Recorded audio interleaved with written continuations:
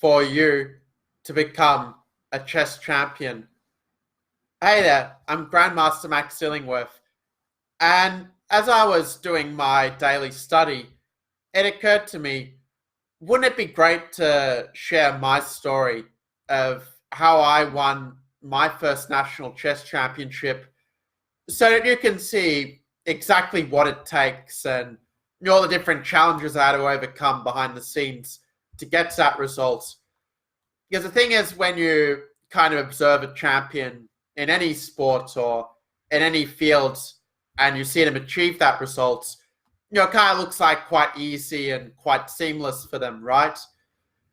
But the thing is, what you don't see is all the practice and all the habits and mindset that go beneath that. So that's why I want to share a bit with you today from when I played the 2014 Australian Chess Championship. So I was only an international master back then, but there was only one Australian Grandmaster and I think two overseas GMs playing in this tournament, along with a lot of other strong Australian chess players. And I was the second seed in this tournament. So I kind of was thinking going into the event, well, okay, if I play well, then I have a chance at winning this title. I mean, it's the first thing actually when it comes to achieving a result, is that you really need to believe in yourself and really believe that you can do it. Because I sort of see too many people kind of say, oh, I can't do that, or it's too hard for me. So if you're able to shift from your reasons to, well, how can I make this work? How can I get to that necessary level in the games? Then that's going to really help you a lot to be able to achieve much closer to your full potential in chess and in life. So I went into this tournament, and the approach I kind of followed, I just got over a bit of sickness that year, and I was all feeling pretty good for the tournament. So I said, okay, I'm just going to be like in a complete bubble and just sort of completely, do lots of preparation, like really focus hard in the games. And that was kind of my mindset going into the event. I still remember that first round I played actually against a junior where you end up winning that first game, but only barely, where he was actually able to holding the draw in this rook endgame, but then he misplayed it and ended up getting the win. So it was like so far so good. I had a draw in the second game where my opponent just played very well. Beat a lower-rated player in the third round. It was not the smoothest of games, but I sort of felt, okay, maybe I'm not playing that great yet, but I'm on a good score, and let's see where things go from there. And the thing is that when it comes to chess tournaments, the winner's not always the one who has the best start. What really matters in a tournament is who has the strongest finish, who is still going full steam ahead, 100% power in the last rounds of the tournament, and still has that energy and that willpower and focus to do whatever it takes to get to the finish line and go straight through it. And so this tournament in the fourth and fifth rounds, well, I had these two losses to these international masters. I mean, the fourth one, I was just not in very good form that day. I think I was probably a little bit nervous for reasons I won't necessarily share here. That's why I'll save for my private students, that story. But in the fifth round, I'd sort of made the mistake where I was just doing lots and lots and lots of opening preparation and thinking, oh, this IM is really solid and I've got the black pieces and I don't just want to make a draw. So I was thinking, well, I'm going to prepare really hard and I'm going to prepare a really special line here and then I'll be able to beat him. And the thing is, I'd put so much energy into preparation, I actually got a good position out of the opening without even really using that preparation because he deviated down line anyway. But I'd kind of run a little bit out of energy and I didn't really enjoy the positions. And the result was that he played better than me in the Rising game when he was more comfortable and went on to win it as such. So just imagine that it's an 11-round tournament, and after 5 rounds, I'm only on 2.5 points out of 5. Remember, actually, there was another player who I actually withdrew from the tournament. We had a similar situation to me. But the thing is, what really matters in chess and in life, it's not about the situation you're in at that moment, which we can't really control what happened before, or we can't really sort of think, we shouldn't worry so much about the future because we're in the present right now. So after this sort of setback, I had a second game that day after that second loss in a row. And I kind of realized, okay, what I'm doing here is not really working. So why don't we try something different? I said, okay, all things I was doing before, I'm just going to do like the opposite. Instead of putting a lot of pressure on myself to perform, I'm just going to relax and just, enjoy the games as much as I can and see where that leads me. Instead of spending heaps and heaps of time preparing, I'll do just a little bit of preparation. So, okay, I'm happy playing this and just play it and kind of not feel like I have to do anything extraordinary to necessarily do well in the game. And kind of just sort of allow things to happen like in a more, let's say, Buddhist or Taoist kind of mindset of being rather than trying to force the results I want to happen. So that was definitely a big shift for me at that time where, like, that was sort of where things started to change, actually. But before I get into that and into the second half of the tournament, okay, I kind of spoiled what happens a little bit with the title of the video. But I actually have a question of, what do you think about chess.com lessons from Alpan? So good to see you all. And I think that those lessons are actually really good for getting a grounding on the basics. Well, actually, I remember I have some beginners times who ask about lessons, say, okay, Grandmaster, teach me your stuff to improve rapidly.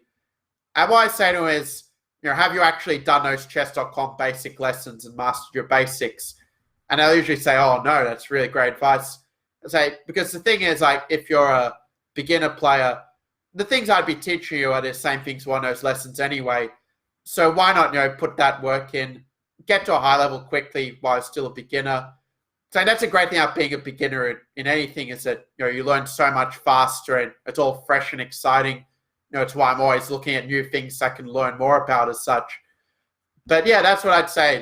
Definitely the chess.com lessons are good, like especially the earlier ones for, lower-rated players. And I've actually done a lot of the ones for the, higher level, the advanced ones. In fact, I even have a chess.com lessons myself. In fact, since we're talking about, the sort of being a beginner, how to get better, I still remember actually doing those chess.com videos. And that was sort of when I had some problems with my voice. I hadn't taught myself how to project my voice properly, like in these videos here. And so you'll hear it and you'll think it's a completely different person speaking, but it really is me talking on them. So, and the video I did was on like how to, I think, learn from our mistakes. I should cover in another video now I think of it on Facebook. But okay, you want to know the story about how I turned around, this seemingly really bad tournament, second seed on 2.5 out of 5. Most people would give up or, like the kids would say rage quit, like, oh, just throw to pieces and do whatever. But the thing I did was, well, I made a lot of changes, actually. I mentioned a few of them before. One was that I actually opened up more and actually started talking more to different people. In fact, there's one person in particular I kind of talked to in the event who sort of helped me at peace and to sort of kind of stay calm and focused in the games. Because not so often we kind of get so focused on the result or, we start worrying about things and it kind of impedes our decisions then in the present moment. Like if there's one thing you can take away from actual chess advice, it's when you're in the chess game, the only thing you should be thinking about is the position in front of you and, what is my next move going to be in this position. Everything else is just your mind trying to take you out of the game. I'll share some more techniques on how you can, refocus your mind so that you can perform at your best level, and I might take you out in another video. But anyway, as a result, make some changes like preparing a bit less, being a lot more relaxed and, just playing kind of on a more spontaneous, intuitive level rather than thinking for ages and kind of stressing myself out from not really seeing what I wanted. Well, then my results improved quite a lot then, where I won the round 6 game very convincingly. I was actually very lucky in this tournament because in round 7 and 8, I was actually just losing at some point in these games. Round 7, I think, just clearly lost against this promising junior. And I was also losing in this round 8 game. But I went on to actually win both of those games. And it's because I was watching the Rocky movies, actually. I was watching the Rocky series. Me as my mum told me, "Oh, Max, you've got to see that Rocky series. It's so inspiring." And to look up the real life story of Sylvester Stallone, it's even more inspiring than the actual movie. But yeah, I was watching these movies. I was seeing how Rocky was coming back, from being the underdog, having nothing, and then just never giving up, doing whatever it takes in the boxing to get that edge and to get that win. And I was just watching one of those movies every night. It's funny actually because my first private chess coach, John Paul Wallace, and he is one actually who told me like one time that he was watching the Rocky movies and really helped him to win his Australian Open title. So I kind of learned from my mentors a lot in that way. But yeah, it gave me that fighting spirit and just this never give up, philosophy and mindset. So no matter what the position was, no matter how bad the position was, I just focused on one move at a time. Let's keep playing, see what happens. The game can change in just one move, as I'm sure you know from your own experience. And so I was able to actually win these 2 games, and suddenly I was only half point off the lead going into round 9, while I was playing the top seed, the Russian Grandmaster. And I kind of saw this actual hole in his opening repertoire, and I thought, well, okay, I'm just going to try and get into it. I thought my precious just look at this one trap and just hoping that he would fall for it. And then I just sort of relaxed. And the thing was, I was kind of like, I was so focused on this trap. It was almost like I did a kind of like Jedi mind trick on him. We ended up actually just playing into the exact trap I was thinking of. And then I just got a winning position out of the opening. And I think I might have been the only person actually to beat him in that tournament. He's a very solid player as such. I was just able to get that edge right at the start. So what happened was the other co-leader also lost. I was in the equal lead, got 2 rounds to play. And that's the thing, like you might notice it's much easier kind of when you're coming from behind to get to that good position. And at times a lot harder to actually keep it. Well, I mean, I'm sure, many people who had one big success and then they were able to follow up. Maybe they relaxed when they started to do really well, or, they couldn't really handle the pressure of success maybe, or just didn't have, say, the mindset or abundance to, be able to keep it within themselves. But for this, I thought, well, okay, I'm just going to push myself those last 2 days, just give it the best I have and see what happens. And I just had this sense, like this very strong confidence and feeling that, this is going to work out really well. I just sort of a lot more relaxed than usual all of a sudden. And it really showed in my games where you end up drawing with the Vietnamese Grandmaster in the next round. I was still in the lead going into the final round game where actually in that game I was playing, I was tied for first with Anton Smirnov. I know him as Australia's top chess player now. Back then he was right about 2,300. He also had a really good tournament, and actually his story is kind of similar to mine at that point, where he'd had a bit of a rough start like me, but then he just started winning game after game and was also in this really great position in the event. So you're probably wondering, well, it's a last round game, the title's at stake. So how did the champions actually think in that situation? And I sort of thought, well, okay, I've had the good fortune of getting the white pieces again. So I'm just going to play like a really solid opening, one I'd kind of studied a bit from Black's perspective. And I thought, well, if it works for that Grandmaster who had a somewhat similar style to me, then maybe I can try it myself and see how that goes. And I just spend most of the time just sort of talking with, a particular friend I was talking to a lot this tournament. And that really helped me to kind of relax and to sort of focus so that I could bring my best self to the game and not sort of put pressure on myself. Because, I mean, that's sort of one thing I often find that people often take themselves out of the game, especially in situations. I think one thing to kind of realize is that, we can't control what the opponents are going to do. All we can do is really just do the best we can ourselves. So if we kind of focus on saying, well, let's be in the moment, do whatever exercises you to calm down, whether it's your meditation or, self-hypnosis, or, maybe you're religious, maybe you pray to get in that mind frame. And yeah, that way you can sort of get into the right zone, doing something that makes you feel good, whatever that routine is. And so I went into this game and I saw most of the pressure kind of, my opponent wasn't able to handle it as well as me in that particular game, where, we both played well, but I was sort of able to grab a pawn And if he played correctly, he would have actually got really good play for it. But because I had such strong conviction, I was just so sure that my position was good and such confidence in myself that kind of my opponent, probably believed me that my position was better than it actually was. And so I was able to eventually win that game and win the Australian Championship title, which of course was certainly a life-changing moment for me. But one thing I think is that often people, they think, well, okay, once I get this title or whatever it is that, is a really big thing for you in life, it's like, then I'll be happy, then I'll, have all this big success and all these opportunities will come up.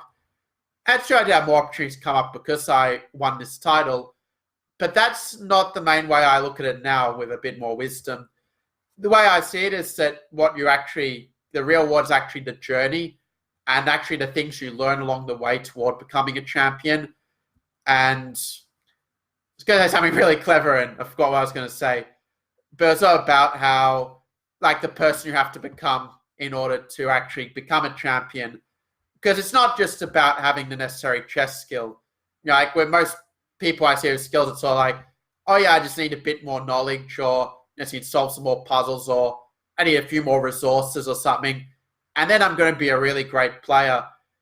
But it's not just about your knowledge and it's not just about your skill. It's also about the way you think about the situation and the mindset that you have. It's just about the habits that you're following regularly. Because what I found is when I have a good routine for the tournament, I do a lot better than when I just do things kind of willy-nilly without a real plan. Just like you sort of plan in chess to figure out what it is you're trying to do in the situation, what your best approach is.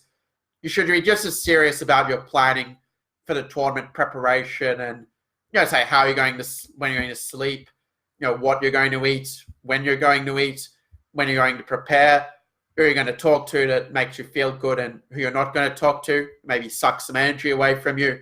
There's all these things like that. And, say with my qualification as a high performance coach, as well as, doing chess coach for so long, it's kind of allowed me to actually see these things I was doing right when I was playing chess and having really good results, and actually show you how you can actually apply it more consistently. Because, I mean, if someone asked me, okay, Max, why didn't you get to 2,600, 2,700? I'd say, well, I did the right things, but I didn't do the right things consistently. It's like very on and off, because I wasn't really as familiar with like this sort of sporting and training methods as I am now. So that's all I kind of want to share with you with this video, which went a bit longer than I intended, admittedly, but just to show you an idea of how a grandmaster, well, I was an international master then, but how a chess champion actually gets to that stage, like not just with like what should I train, but also the things like, how should I approach this situation? How do I deal with this challenge? Like say, if you get worried or get really nervous in the game or have trouble making a decision, well, okay, what's something I can do about that as such? So obviously, each of you will have a different challenge, but I'm sure you also have a lot of the same challenges as well in terms of achieving your chess dreams. I saw there was also another question about the Chess Tempo website, because you might remember my earlier video, I mentioned training puzzles by difficulty, not by difficulty, by theme, and by repeating the same puzzle over and over as a really great way to train and improve. So what really, like Chess Tempo is really good in it. It does have that feature if you pay for the premium membership, which I mean is probably well worth getting if you want to solve lots and lots of tactics puzzles. I don't get any commission or anything from saying this. But the thing is, you might already have, say, Diamond membership on chess.com, for example. And if you have that Diamond membership, then you can actually pick puzzles when you're doing the puzzle training. And you can actually go to unrated solving and then pick the puzzles by theme in order to drill them the way that I suggest. I've mentioned this probably a lot of times, so as you follow my videos will notice already. But basically, it's all like drilling for a math exam. How you take one technique, like say, multiplying numbers together, and you just do it over and over and over until you just do it automatically. Going from that unconscious incompetence. Say, for example, like I'm unconsciously incompetent at, let's say, boxing because I never practiced it. But for chess, like say tactics puzzles, I'm unconsciously competent because I can solve most of the tactics without thinking. So that's kind of the level that you want to get to when you are, if you're aiming at becoming a chess master or a chess champion. You want to eventually reach that stage of being unconsciously competent at what you do. Not just for the chess skills, but to have those habits happening automatically. I've read actually it takes up to 90 days to really ingrain a habit. That's what I found from my own experience as well. So it comes through automatic. So yeah, the really good things, they do take time. You're not going to become a chess champion overnight, just because I'm giving you my wisdom or something like this. But if you're truly committed, saying, well, I'm going to do whatever it takes to achieve my dream of a chess master title or being a chess champion, whether it's your junior tournament or your club or national champion, or maybe you shoot for the stars and world champion, why not? Well, whatever that dream is, as long as you're completely committed to it, then you definitely have a chance as such. So yeah, I hope that this video was really useful for you. I'm really glad I could answer a few of your questions. So thanks to those of you who came along to watch the live video. And yeah, I'll see you in tomorrow's video where I will share with you more about how to get to that next level in your chess game. The question I'll leave you with for now is, what is something I've shared with you in this video that you're going to try to make a daily part of your life? You don't just say understand it like Max told me to do this, but where you're actually living it and applying it consistently. So good luck for your training for today. I'll see you tomorrow.